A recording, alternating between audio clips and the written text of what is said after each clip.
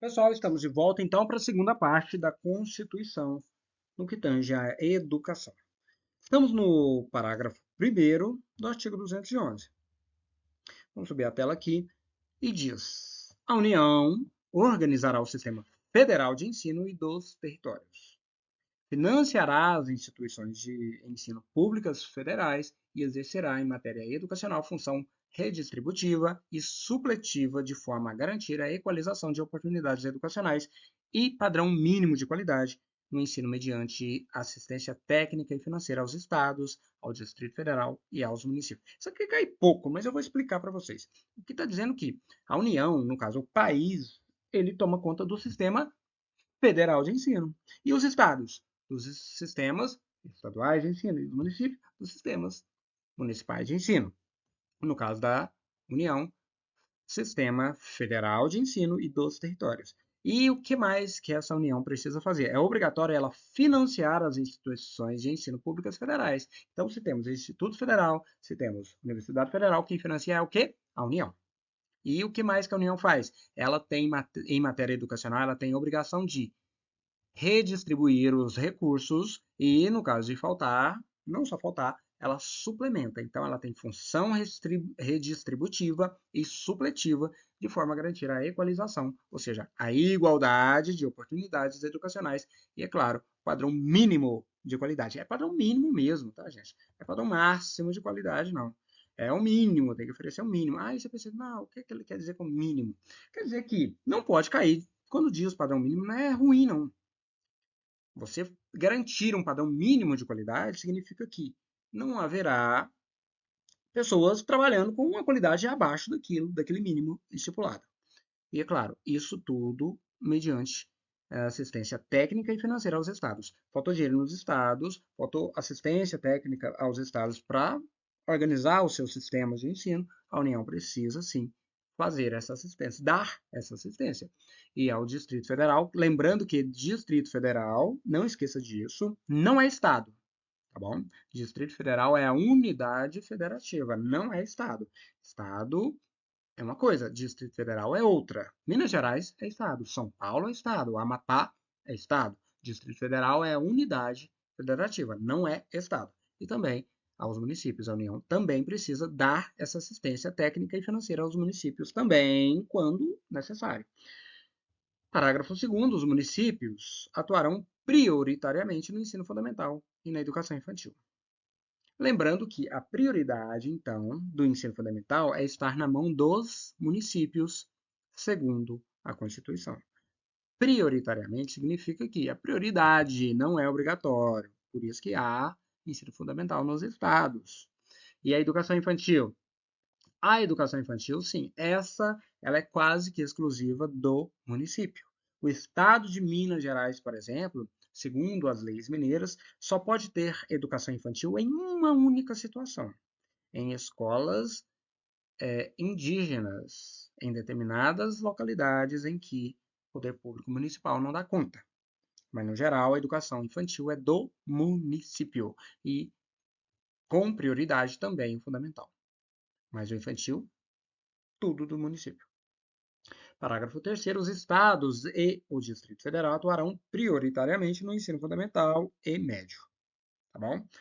Isso aqui é o texto da Constituição. Quando cai lá na LDB, ele coloca um pouquinho mais de ênfase nisso. A gente estudará isso no futuro. Parágrafo 2º. Os municípios, lembra-se disso, atuarão prioritariamente. A palavra é essa. Não é obrigatoriamente, é prioritariamente no ensino fundamental e na educação infantil. Os estados e o Distrito Federal atuarão prioritariamente no ensino fundamental e médio. Esse é o texto da Constituição. Parágrafo 4º. Na organização de seus sistemas de ensino, a União, os estados, o Distrito Federal e os municípios definirão formas de colaboração. Lembra do regime de colaboração que tem que acontecer? Então, esses entes federados definirão, obviamente, de forma colaborativa, essas formas de colaboração, repito, para garantir, para assegurar a universalização, a qualidade e a equidade do ensino obrigatório. Lembrando, pessoal, que equidade é diferente de igualdade. Igualdade é você dar as mesmas condições para todos, certo? Ok, mas a equidade é um pouco mais. É dar condições a todos, só que com justiça. Não adianta você dar a mesma condição para uma pessoa que tenha uma defasagem muito maior do que outra pessoa. Você precisa fornecer equidade, que é igualdade com justiça. É assim que a gente coloca. Então, o regime de colaboração é para assegurar isso, a universalização. É vaga para todos. E também garantir essa qualidade e essa equidade no ensino obrigatório. Vamos relembrar qual que é o ensino obrigatório? A educação básica, obrigatória e gratuita, lembra qual que é? Ela vem dos 4 a quanto? 17 anos? Exatamente, dos 4 aos 17 anos de idade. Essa é a educação básica obrigatória, é o ensino obrigatório. Continuamos, parágrafo 5º. A educação básica pública atenderá prioritariamente ao ensino regular. Tá bom, pessoal? Prioritariamente ao ensino regular. Educação básica pública. Essa educação pública ela tem como prioridade o ensino regular. Claro que oferta também, EJA. Claro, oferta também cursos, né, de ensino médio. Claro, mas a prioridade é o ensino regular. A União, os estados e o Distrito Federal e os municípios exercerão ação redistributiva em relação às suas escolas. O que é a ação redistributiva? É distribuir o dinheirinho, tá bom? Então, a União precisa distribuir o dinheirinho para as suas escolas, que são do Sistema Federal de Ensino. Os estados, para as suas escolas, do Sistema Estadual de Ensino. Distrito Federal, para o Sistema Distrital de Ensino. E os municípios, para o Sistema Municipal de Ensino. Essa ação redistributiva, então, se trata de cash, de grana. Cada um cuida dos seus financeiramente. Parágrafo 7, o padrão mínimo de qualidade que trata o parágrafo 1º desse artigo, lembra daquele que nós falamos a respeito da BNCC? Esse padrão mínimo de qualidade considerará as condições adequadas de oferta e terá como referência o custo aluno-qualidade, que é o CAC, pactuados em regime de colaboração na forma disposta em lei complementar, conforme o parágrafo único do artigo 23 dessa Constituição. E aí, professor, o parágrafo 7 cai muito? Não, não precisa esquentar a cabeça com o parágrafo 7. Você só lembra que esse padrão mínimo de qualidade, ele é considerado dentro desse custo aluno-qualidade, chamado de CAC, tá bom? Continuamos. Isso aí é incluído há pouco tempo, ó, 2020. Emenda Constitucional 108, de 2020. Artigo 212. A União aplicará anualmente, não é semestralmente, não é bimestralmente, não é mensalmente. A União aplicará anualmente, nunca menos. Esse número aqui é interessante. O que eu faço com esse número? Anota, poxa. Nós estamos falando aqui de gastos com a educação. Segundo a Constituição, há também outros regramentos, vou até falar, o PNE trata disso, a própria LDB trata disso, mas aqui na Constituição está dizendo que a União nunca pode investir menos de 18% e os estados e o Distrito Federal e os municípios 25% da receita resultante de impostos, compreendida proveniente de transferências na manutenção e desenvolvimento do ensino. Lembre-se desse número. A União precisa investir, pelo menos, no mínimo, 18% dos impostos em educação. E os municípios e o Distrito Federal e os estados têm que investir quanto? No mínimo, 25% dessa receita resultante de impostos. Esse número você precisa anotar. União, no mínimo, 18% da receita proveniente de impostos e estados, Distrito Federal e municípios, no mínimo 25%. Vamos lá, vou até destacar aqui para ficar bonitinho. Ó. União, 18%. E municípios e estados e Distrito Federal, 25%. Tá bom?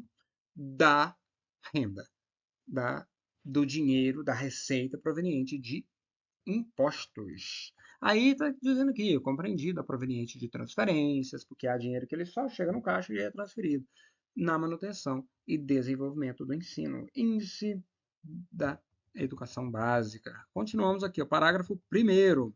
A parcela de arrecadação de impostos transferidas pela União aos estados, ao Distrito Federal e aos municípios, ou pelos estados aos seus respectivos municípios, não é considerada para efeito de cálculo previsto nesse artigo. O que é isso aqui? Ó? Aqui está dizendo que essa parcela de arrecadação de impostos transferidas significa que ele recebe aquele imposto, mas ele não é do Estado, ele não é da União, ele é do município, né? Ou é do Estado. Se a União recebeu ali, mas ele só entra no caixa da União, mas ele já tem uma obrigação legal de cair para os estados, esse não conta, porque ele já não é da União. Esse não entra na conta. E dos estados para o município, é a mesma coisa.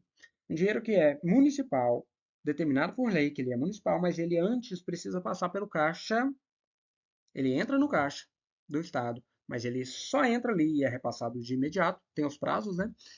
Esse dinheiro não entra nessa conta, tá bom? Mas isso cai nas provas? Raro, muito raro. Parágrafo 2º, para efeito de cumprimento no disposto, que está falando, o que está falando no caput desse artigo, que é a cabeça do artigo? Está dizendo que 18% a União precisa investir dos impostos, a União precisa investir em educação. 25% estados, Distrito Federal e município precisam investir em educação, 25%. Então, para efeito cumprimento desses valores, desse percentual, serão considerados os sistemas de ensino federal, estadual, municipal e os recursos aplicados na forma do artigo 213. É o seguinte, cada sistema ali vai colocar no seu sistema de forma, por isso que ele tem a ação redistributiva da grana.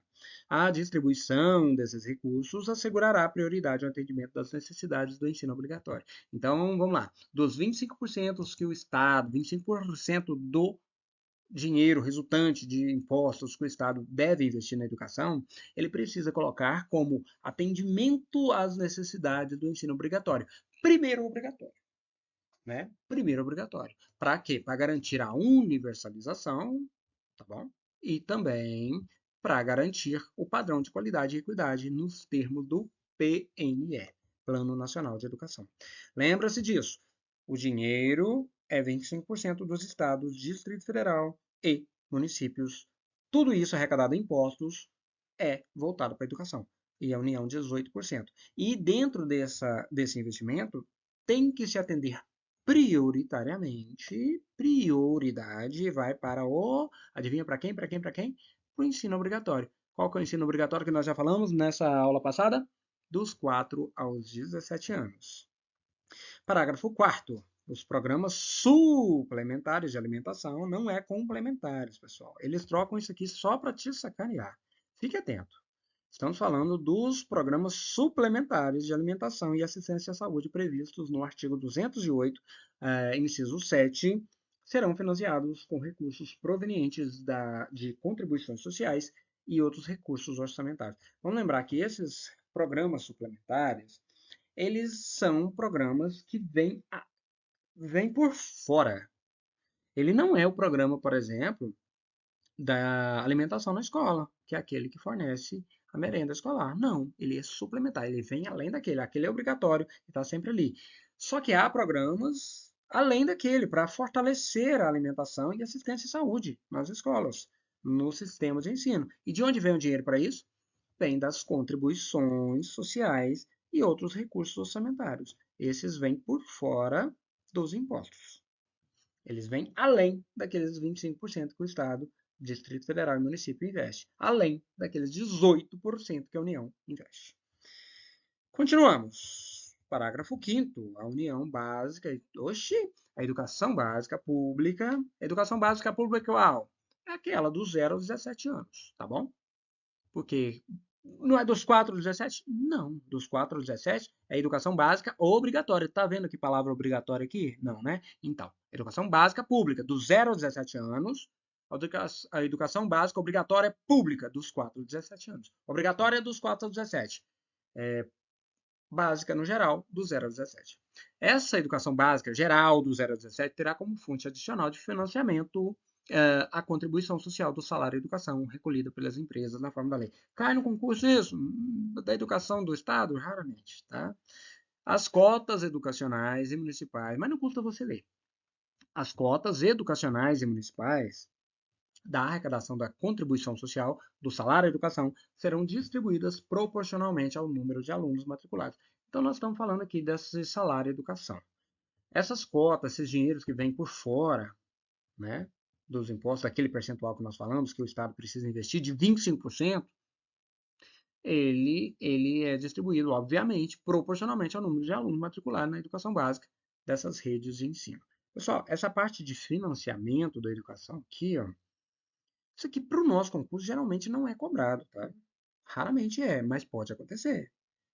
É um texto pequeno, já estamos terminando o que a gente precisa fazer aqui.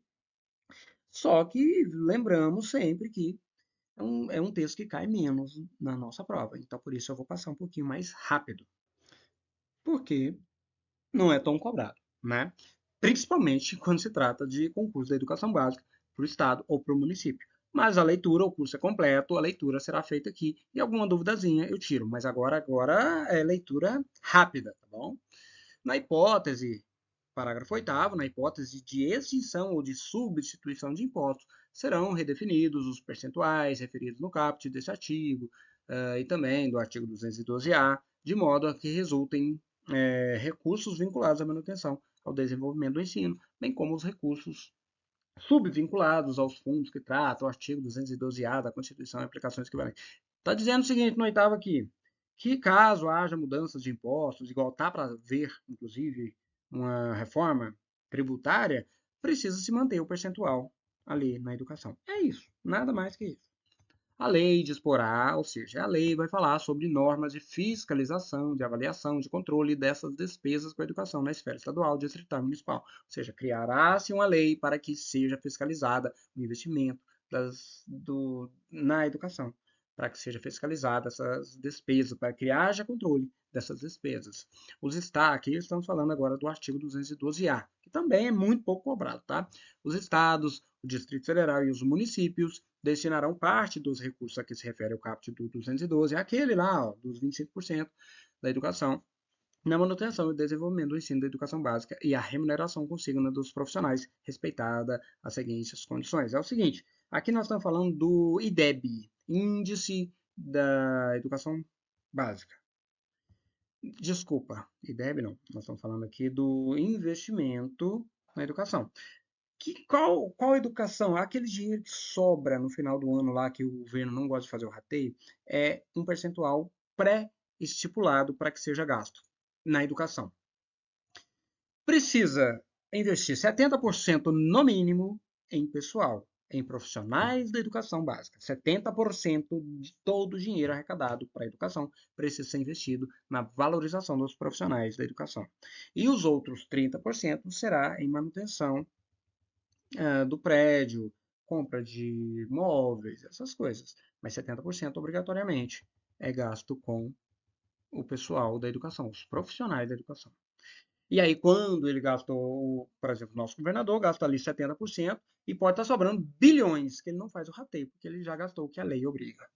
A distribuição desses recursos e de responsabilidades entre o Distrito Federal, os estados e municípios é assegurada mediante a instituição no âmbito de cada estado e do Distrito Federal um fundo de manutenção do desenvolvimento da educação básica e valorização dos profissionais. É o que nós acabamos de falar. O Fundeb, aquele rateio que a gente sempre quer no final do ano e não vem, ele é para garantir que seja pago os profissionais da educação e para a manutenção. E há, sim, um percentual de 70% que deve ser investido.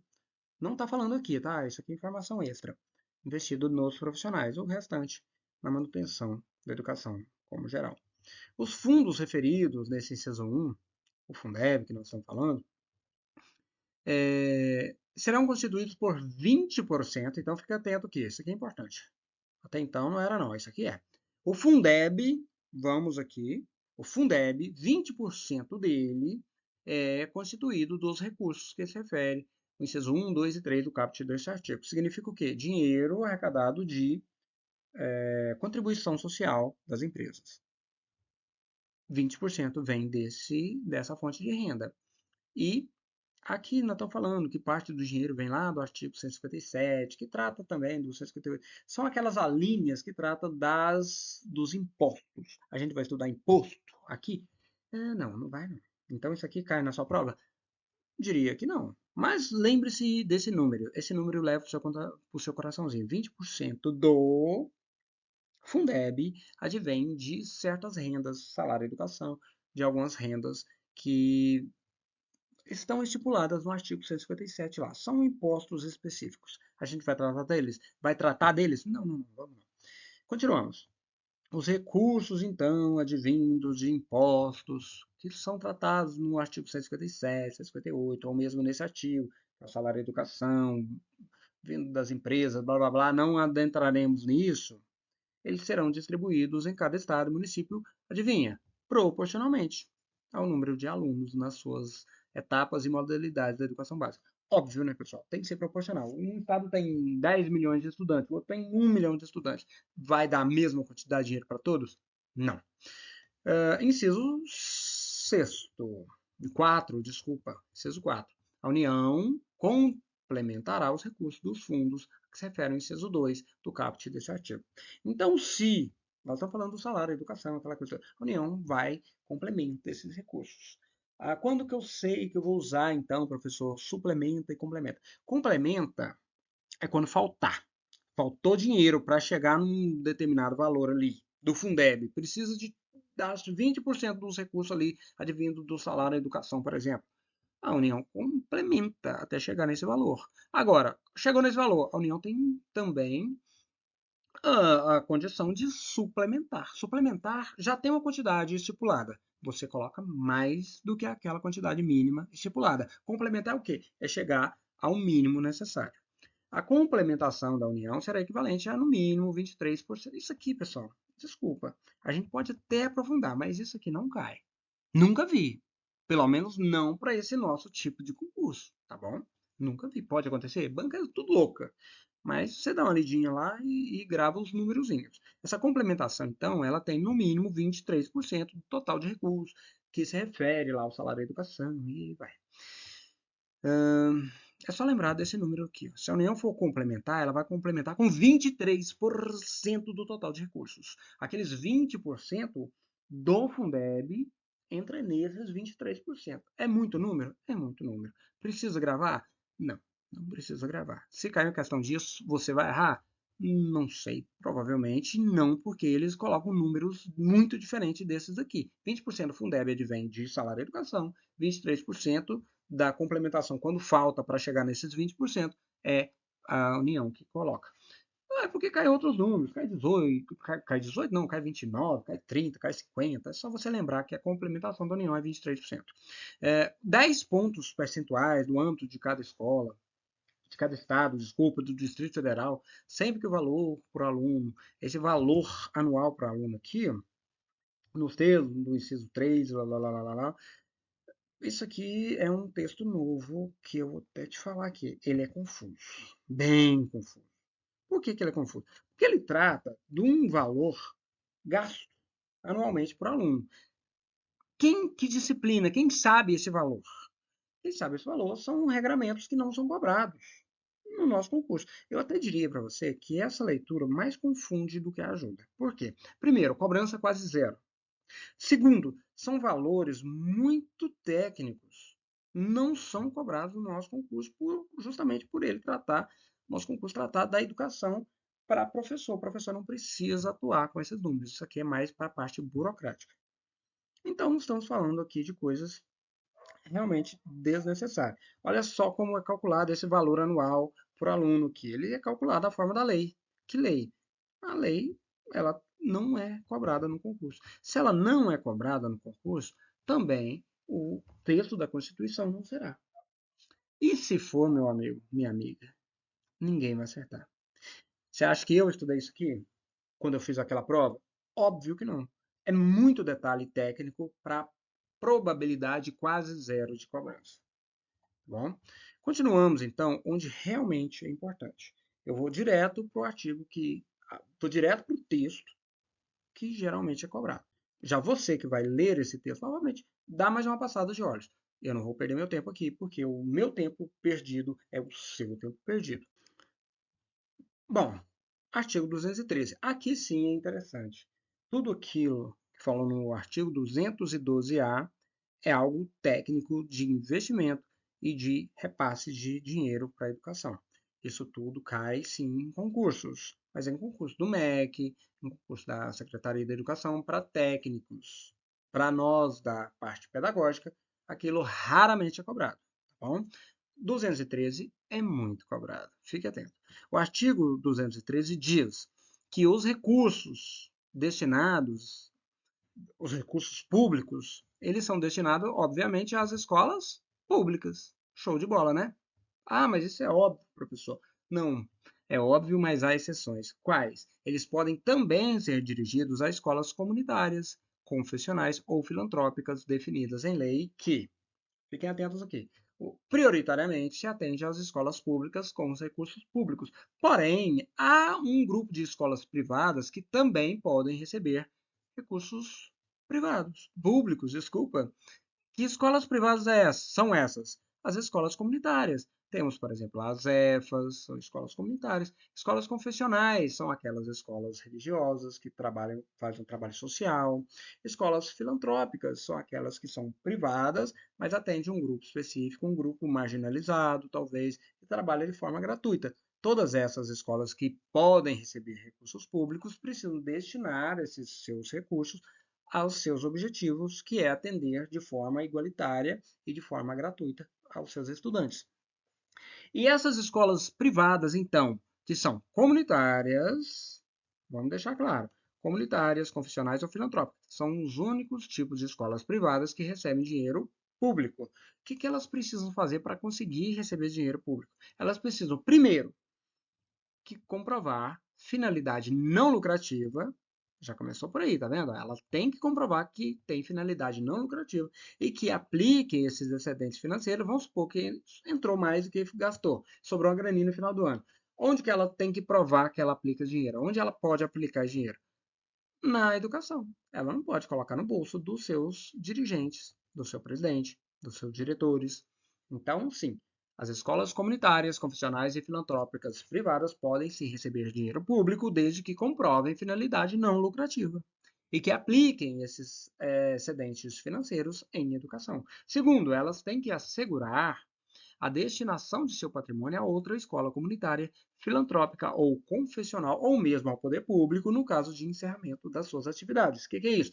Caso elas fechem, elas têm que ter um documento repassando todo o seu patrimônio para outra escola comunitária, ou para outra escola filantrópica, ou para outra confessional, ou mesmo ao poder público, no caso desse fechamento que nós acabamos de falar. Parágrafo 1º. Do contrário, não recebe dinheiro público, se não atender essas duas condições.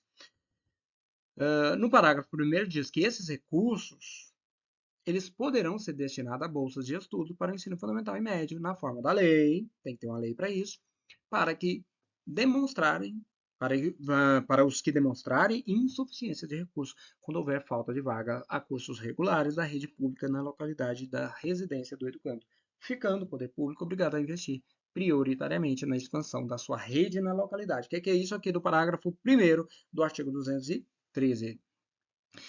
Está dizendo que parte do recurso público, se numa determinada região não tiver escola pública, não tiver vaga na escola pública para todos os alunos, esse dinheiro pode ser destinado a bolsas de estudo para alunos do ensino fundamental e médio, claro que tendo criado uma lei para aquilo, para que esses alunos estudem em escolas particulares, desde que demonstrem, obviamente, insuficiência de recursos e, claro, não tiver outro jeito. Não tem escola pública, não tem vaga. Aconteceu um boom, um crescimento gigante numa determinada região e não tem escolas públicas suficientes para atender. Então, esse dinheiro público, ele não vai ser investido na escola privada. Não.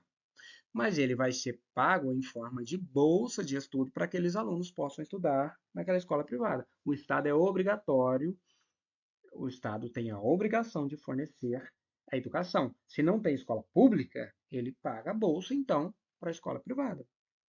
Tá bom? É assim que funciona. É obrigatório ter. Só que Aí olha só, ficando o poder público obrigado a investir prioritariamente na expansão da sua rede. Aí ele tem que correr e aumentar vagas na escola pública para parar de pagar bolsa para o privado. Mas faltou vaga, não tem jeito. E tem aluno com necessidade de estudar e não tem recurso para isso, o Estado paga a bolsa. Lembra disso, então. Dinheiro público é investido em escola pública, com exceção de 3 tipos de escola: escola comunitária, escola confessional e escola filantrópica, que atendam aqueles requisitos falados, que não lucrativo, investiu excedente em educação e que assegura destinação do patrimônio a outra escola pública ou a outra escola comunitária, filantrópica, confessional. E no último do último caso, não tem vaga, não tem jeito, não tem como, aí o Estado pode sim pagar bolsa de estudos para que se estude nas escolas privadas, até que a sua rede pública seja ampliada. Parágrafo 2º. As atividades de pesquisa e extensão e de estímulo e fomento à inovação realizadas por universidades ou instituições de educação profissional e tecnológica poderão receber apoio financeiro do poder público.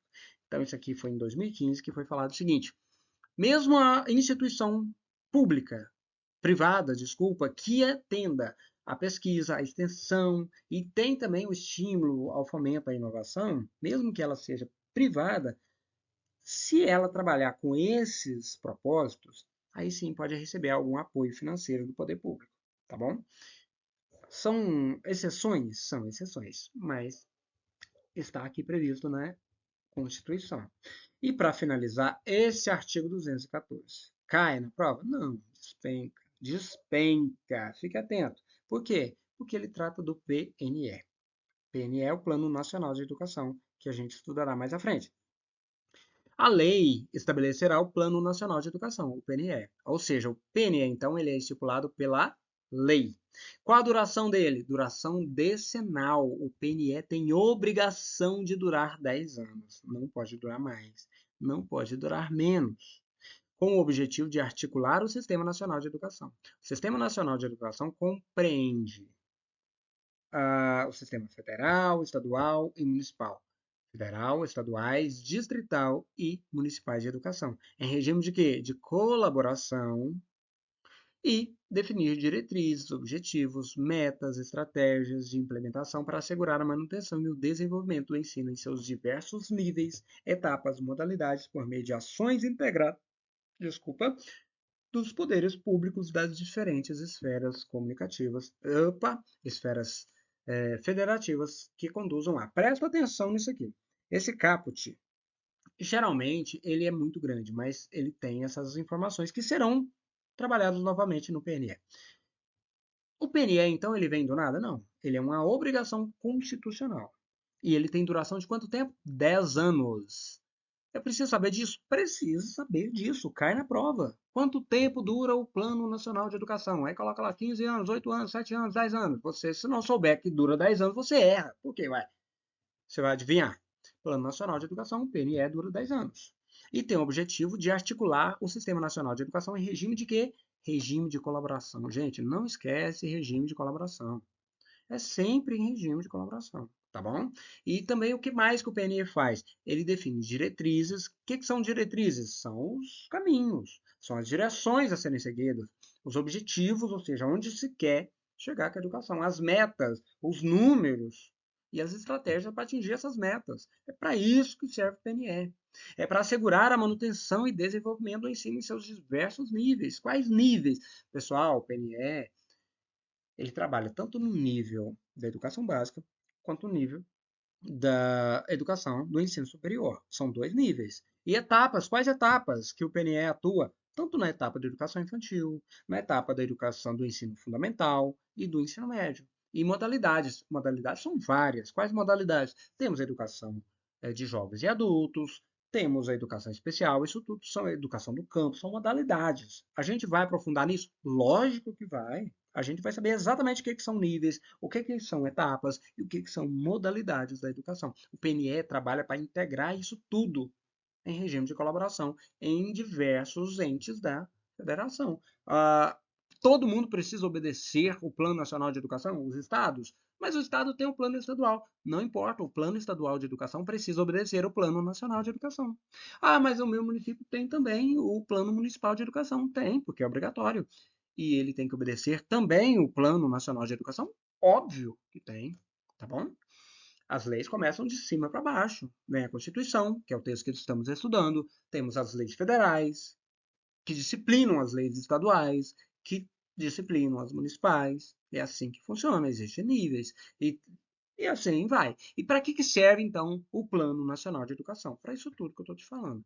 E aí, tudo isso vai conduzir a quê? Isso aqui é interessante, é necessário decorar, se for necessário. O Plano Nacional de Educação precisa conduzir à erradicação do analfabetismo. Precisa erradicar.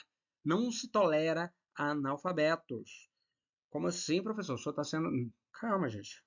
Eu tô dando curso aqui. Segundo a Constituição e o PNE, precisa-se acabar com todo e qualquer analfabetismo no país. Conseguiu fazer isso até hoje? Infelizmente não, né, gente? Infelizmente não. Mas o que se busca é isso, a erradicação do analfabetismo, não é a diminuição, tá bom? O que mais que precisa levar o PNE busca a universalização do atendimento escolar. Universalizar o atendimento escolar é ter vaga para todos. Lembra que a educação é um direito de todos? Está lá no artigo 205 da Constituição, no início da nossa aula anterior. Outra coisa que busca o PNE, a melhoria da qualidade do ensino. A formação para o trabalho, a promoção humanística, científica e tecnológica do país. E, por fim, o estabelecimento da meta de aplicação de recursos públicos em educação como proporção do produto interno bruto. Lá no PNE fala exatamente isso aqui, ó. Tem um percentual do PIB que precisa ser investido. Lá, sim, vale a pena a gente saber exatamente o número. Por enquanto, nessa parte de investimentos, a gente trabalhou só naquele número mais redondo lá, que é 18% dos impostos a União precisa investir em educação e 25% dos impostos os estados, o Distrito Federal e os municípios precisam investir em educação. Esse textinho aqui que eu vou destacar, pessoal, isso aqui cai demais. Isso aqui é o que se busca com o PNE. Isso aqui cai nas provas demais, demais, demais, demais, demais. O PNE, repito, vou terminar essa aula falando disso aqui, ó. O PNE busca a erradicação do analfabetismo, a universalização do atendimento escolar, a melhoria da qualidade do ensino, a formação para o trabalho não é formação para o mercado de trabalho. Repito, formação para o trabalho, promoção humanística, científica e tecnológica do país e o estabelecimento de metas de aplicação de recursos públicos em educação como proporção do produto interno bruto. Pessoal, terminamos aqui então nosso curso de Constituição na Educação. Falaremos mais de Constituição, claro, nos direitos humanos trataremos da Constituição, dos direitos previstos na Constituição. Um grande abraço, leia novamente o material. Se você quiser, quando for fazer a revisão, pode ver esse curso, esse vídeo, na velocidade 1,5. Você vai agilizar seu tempo e vai conseguir absorver com mais uma vez. Primeira vez, velocidade normal. A segunda vez, você vê na velocidade 1,5 quando estiver fazendo a sua revisão. Grande abraço, uma vaga é sua.